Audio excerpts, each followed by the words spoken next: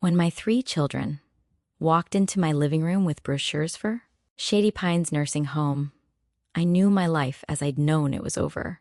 My son Robert held the glossy pamphlets like they were peace offerings. My daughter Linda wouldn't meet my eyes. And my youngest, Patricia, kept checking her phone as if she had somewhere more important to be. Mom? Robert began in that careful voice people use when they're about to deliver bad news. We've been talking, and we think it's time you had some professional care. You're 73 years old. You live alone in this big house. What if you fall? What if something happens and no one's here to help?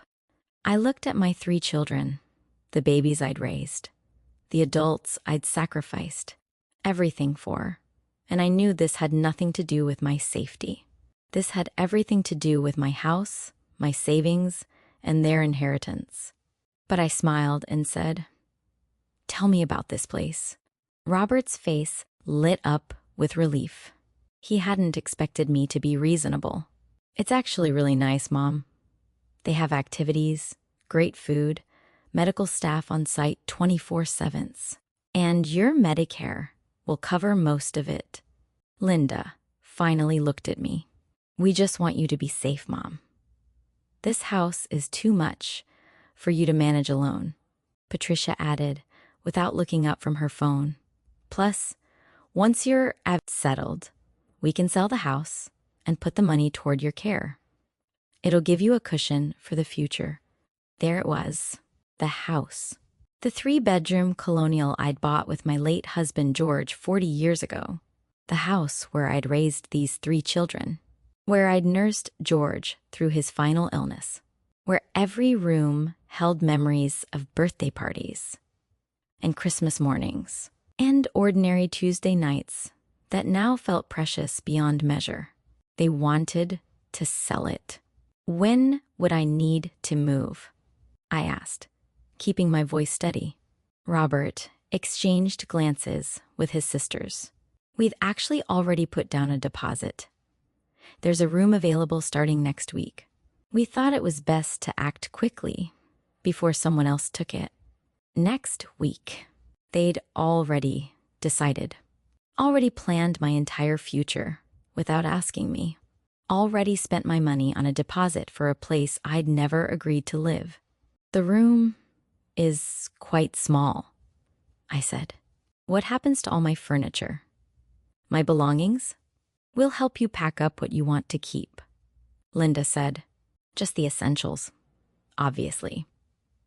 The room is only about 200 square feet, but we'll store some boxes in our garages if there are things you can't part with." Patricia finally put down her phone. "Mom, you have 40 years of stuff in this house. Most of it is junk anyway.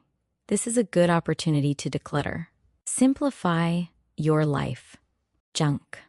My wedding china was junk.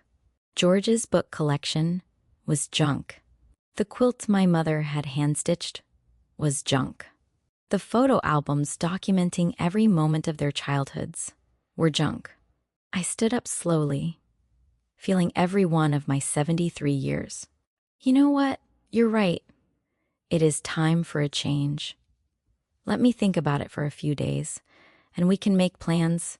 Robert looked surprised, but pleased. "That's great, Mom. I'm glad you're being so reasonable about this. I know it's a big change, but it's really for the best." After they left, I sat in George's old chair and looked around my living room. At the photos on the walls, the worn spot on the carpet where the kids used to wrestle, the window where I'd stood watching for them to come home from school. And I started planning, not for my move to Shady Pines, for something else entirely. The next morning, I called my lawyer, Martin Webster. I'd known Martin for 30 years. He'd handled George's will, helped me with property taxes, reviewed contracts when I'd refinanced the house. "Jean," he said warmly when his secretary put me through. "How are you? It's been a while." Martin, I need to make some changes to my will. Can you see me today? There must have been something in my voice because he didn't ask questions. I can see you at 2 p.m. Is that soon enough? That's perfect. In his office that afternoon, I laid out exactly what my children had proposed. Martin's face grew more concerned as I talked. Jean, do you want to move to this nursing home? Absolutely not. I'm in perfect health. I play tennis twice a week. I volunteer at the library. I have a book club and a garden club. I'm more active now than I was at 50. Then why are you considering it? I'm not, but my children have made their priorities very clear. They see me as an obstacle between them and their inheritance.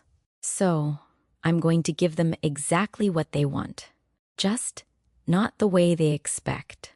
Martin leaned back in his chair. What did you have in mind? I pulled out a piece of paper where I'd written notes all night. First, I want to change my will. The house doesn't go to them anymore. It goes to the Greenfield Public Library with the condition that it be turned into a community center for seniors. Free classes, activities, a place for people like me who are perfectly capable, but get treated like children by their own children. Martin was writing quickly. All right. What else? My savings and investments. I have about $400,000 in various accounts. I want that split between 3 charities. The Alzheimer's Association, because George died of dementia, and I never want anyone to go through what we did. The local food bank, because I remember what it was like to go hungry during the Depression. And the scholarship fund at the community college, because education is the only thing no one can take away from you.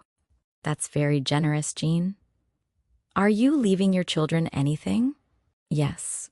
I'm leaving each of them exactly what they've given me in the last 5 years.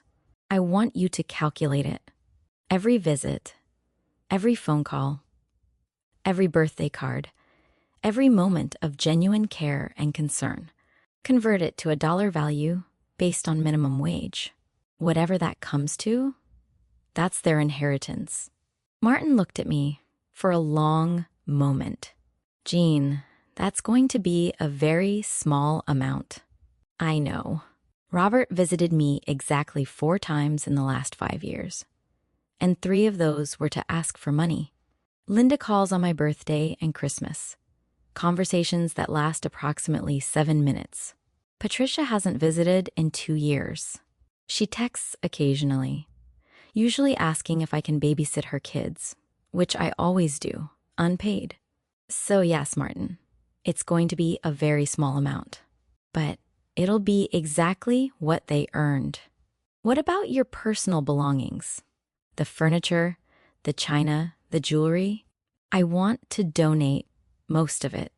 The good furniture goes to a charity that helps domestic violence survivors set up new homes.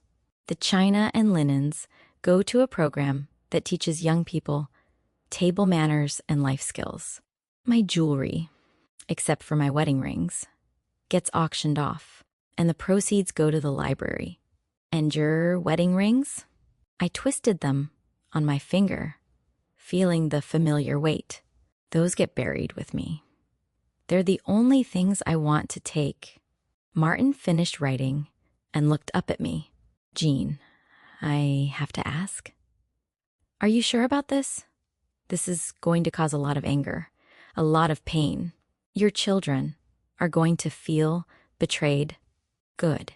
Let them feel betrayed for once.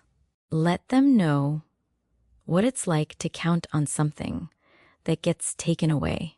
Let them experience disappointment and loss, and the realization that people aren't always what you thought they were. When do you want this to take effect? Immediately. Draw up the papers, I'll sign them, and then I want you to put a sealed letter in your safe. Instructions not to be opened until after my death. In that letter, I'll explain everything to my children. Why I made these choices. What they did to earn them. Martin nodded slowly. I'll have everything ready by Friday. Thank you, Martin. And one more thing. I need you to help me find an apartment. Something small but nice. 1 bedroom. Maybe a balcony.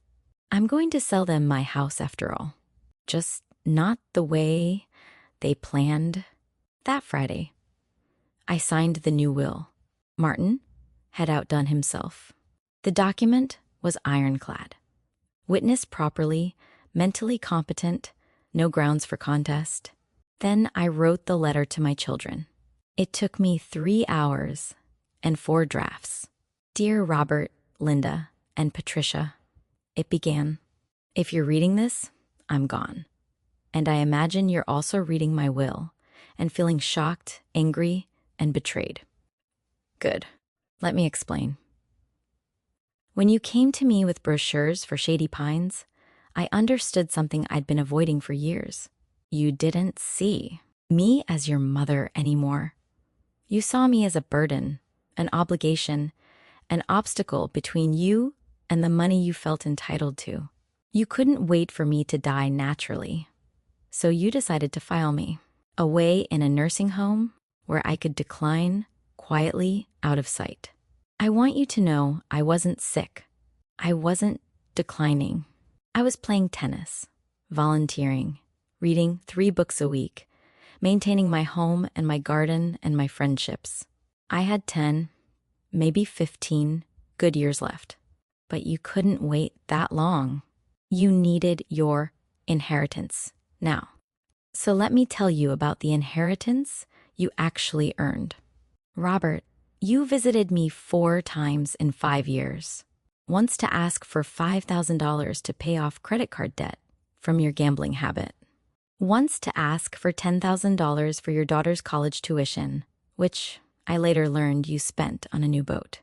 Once to tell me you were getting divorced and needed money for a lawyer. And once to tell me about the nursing home. You never called just to talk. Never invited me to your home for dinner. Never asked how I was managing after your father died. Your inheritance is $280. That's 4 visits at minimum wage, 7 hours per visit. I'm being generous with the time, because I'm sure at least some of those hours you were actually present, not just checking your watch waiting to leave. Linda, you called twice a year like clockwork. My birthday and Christmas. 7-minute conversations where you told me about your life and asked nothing about mine. You never visited because you lived 2 hours away, which was apparently an insurmountable distance despite having a car and 2 weeks of vacation time every year. Your inheritance is 46.67 cents. That's 10 calls over 5 years, 7 minutes each, at minimum wage for phone customer service. Patricia, you broke my heart the most because you're my baby.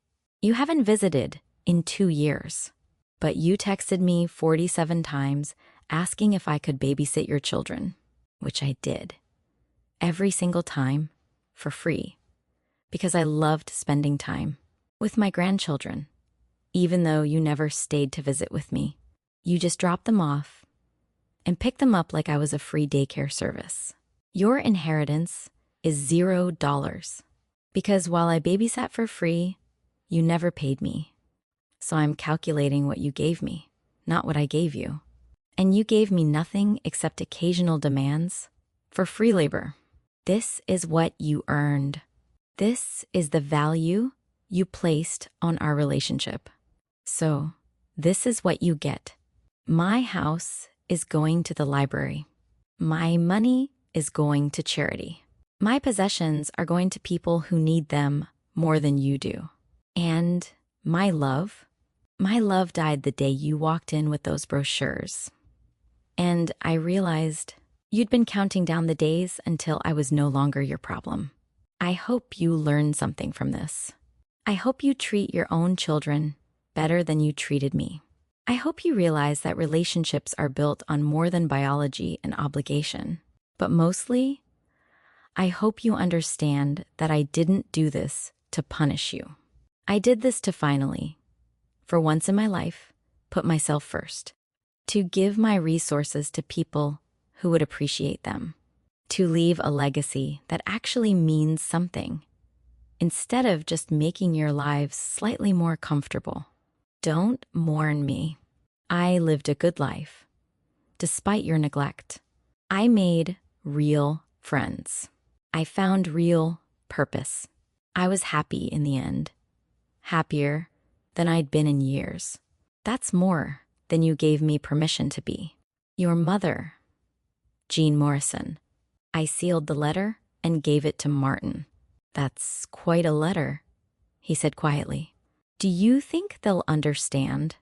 No, but maybe their children will, when they're old enough to read it.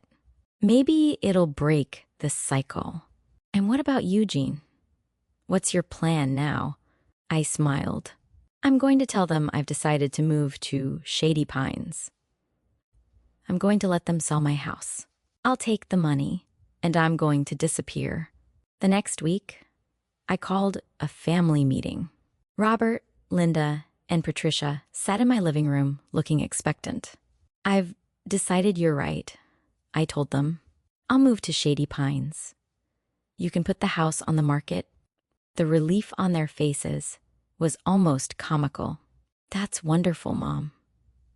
Robert said, You're making the right choice. I know I am, but I have one condition. I want to handle the sale of the house myself. I want to choose the realtor, negotiate the price, manage the whole process. This is my home. I want to be the one to let it go. They exchanged glances. Patricia spoke up. Mom, that's a lot of work. Why don't you let us handle it?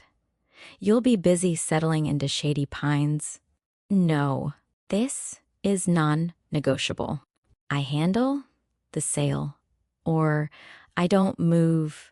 Robert sighed. Fine, Mom. If that's what you want. As long as the house sells and you're settled, we're happy. Over the next month, I played the part perfectly. I toured Shady Pines with them, making notes about the activities and the meal plans. I sorted through my belongings, packing up essentials for my small room. I hired a realtor, a sharp woman named Caroline, who understood exactly what I was doing when I explained my situation privately. Let's get you top dollar for this place, Caroline said with a grin. And let's do it fast. The house sold in 3 weeks. A young couple with a baby on the way fell in love with it immediately. They saw what I had seen 40 years ago. A place to build a life. A place to raise a family.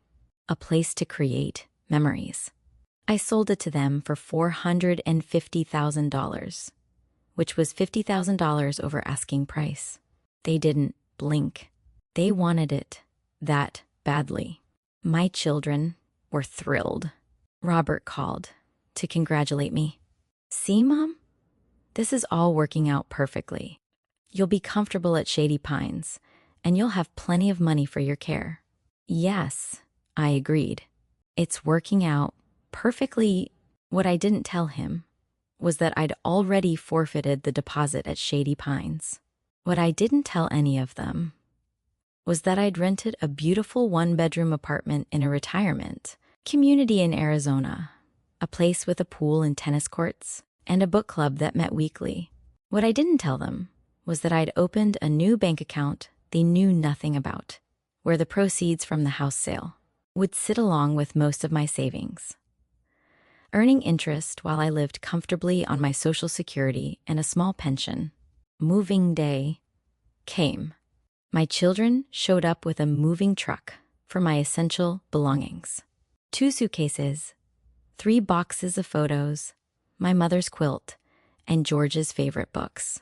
Is this everything? Linda asked, looking at the small pile. Everything I need, I confirmed. What about the rest? The estate sale company is coming tomorrow. They'll handle it. I'd actually already had the estate sale. Everything worth selling had sold.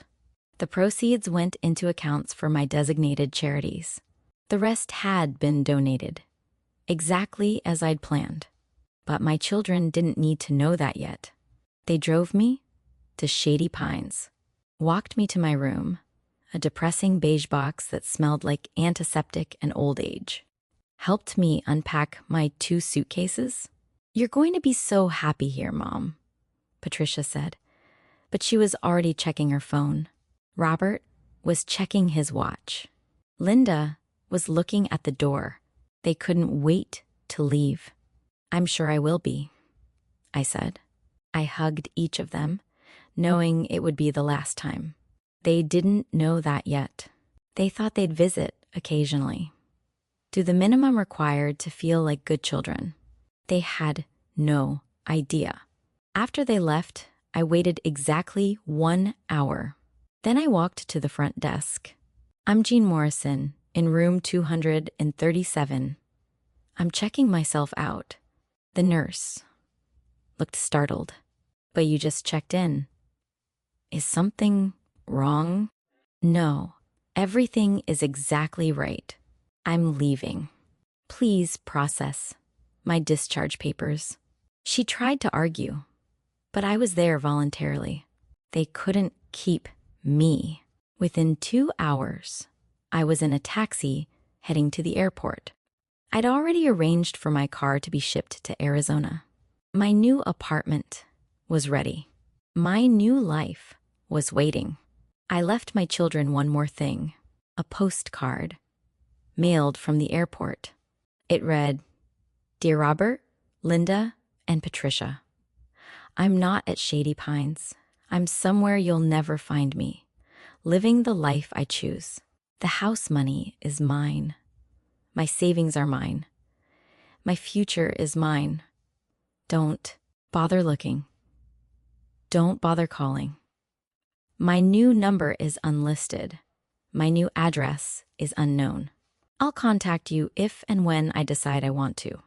Until then, enjoy the inheritance you earned. Love, Mom. That was 5 years ago. I'm 78 now, living in my sunny Arizona apartment, playing tennis 4 times a week instead of 2. I've made wonderful friends here. Real friends who call just to chat, who invite me to dinner, who actually care about my life. I take classes at the community college. I volunteer at an animal shelter. I've traveled to places I always wanted to see, but never had time for when I was busy being the perfect mother. My children tried to find me at first.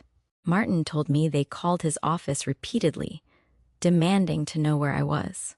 He told them, truthfully, that he didn't know my exact location and that I'd made it clear I wanted privacy. They threatened to file a missing persons report.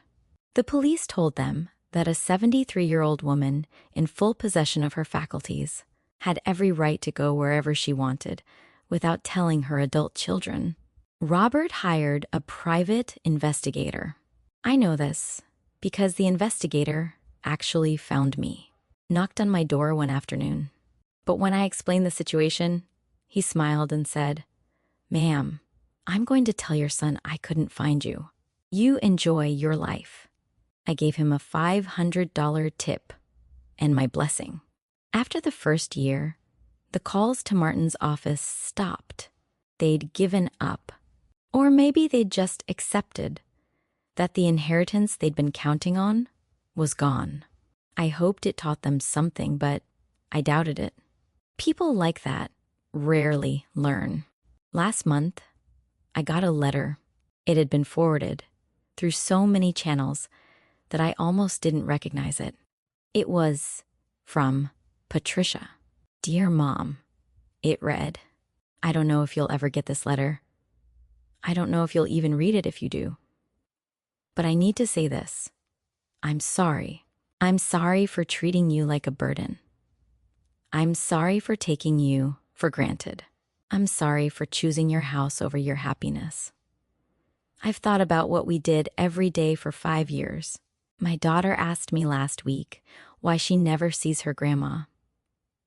I didn't know how to explain that I drove my mother away through my own selfishness. I don't expect you to forgive me. I don't expect you to come back. I just wanted you to know that I finally understand what we did to you. And I'm teaching my children differently. They'll know their grandmother through stories, even if they can't know you in person. I hope wherever you are, you're happy. I hope you're living the life you deserved all along. Love, Patricia. I read that letter 3 times, cried over it, then put it in a drawer. Maybe someday I'll respond. Maybe someday I'll let her back into my life. But not yet. The wound is still too fresh, even after 5 years. And I'm still enjoying my freedom too much to risk it. Here's what I learned from all of this. We teach people how to treat us. For 73 years, I taught my children that I would always be available, always be useful, always sacrifice my own needs for theirs.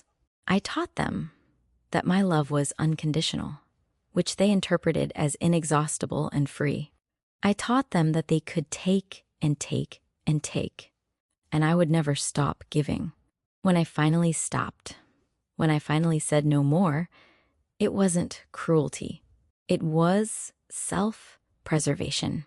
It was me finally valuing myself as much as I'd always valued them. It was me realizing that I deserved better than to be warehoused in a nursing home so they could liquidate my assets.